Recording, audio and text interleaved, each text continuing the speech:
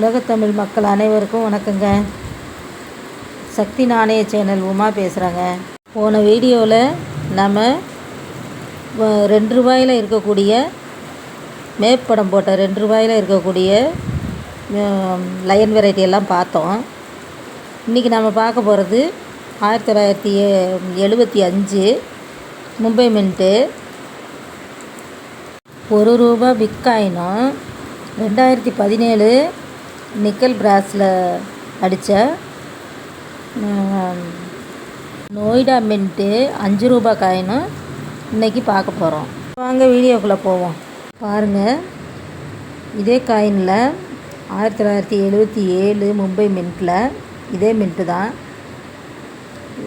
என்னோடய ஃபஸ்ட்டு வீடியோவிலையே இது இந்த பிட்காயினும் இது போட்டிருக்குறாங்க. அது கல்கத்தா மின்ட்டு. இது அப்புறம் பார்த்துக்கலாம். இதை பார்ப்போம். பாருங்கள், ரெண்டும் இது ரெண்டுக்கும் எவ்வளோ வித்தியாசம் இருக்குதுன்னு பாருங்கள். இது பெரிய சைஸ், இது பெருசாக இருக்குது. இது சின்ன சைஸாக இருக்குது. பாருங்கள், நல்லா பாருங்கள், தெரியுதுங்களா? அடுத்தது இது நிக்கல் பிராஸு 2011 2017 வரைக்கும் 19 வரைக்கும் அடித்த இந்த காயினில் 2017 ஹைதராபாத் மின்ட்டில் ஒரு மியூல் பார்த்தோம். இது 2017 நோய்டா மின்ட்டில் இப்போ பார்க்குறோம்.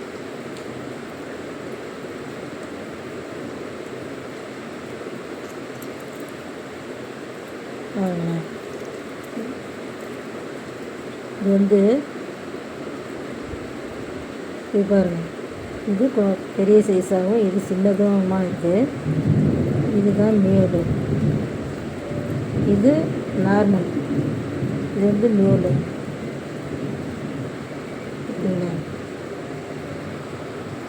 இது 2017 ₹1 காயின் ஸ்டீலில் அடித்ததில் வந்த லயன். பாருங்கள், ரெண்டுக்கும் எவ்வளோ வித்தியாசம் தெரியும்.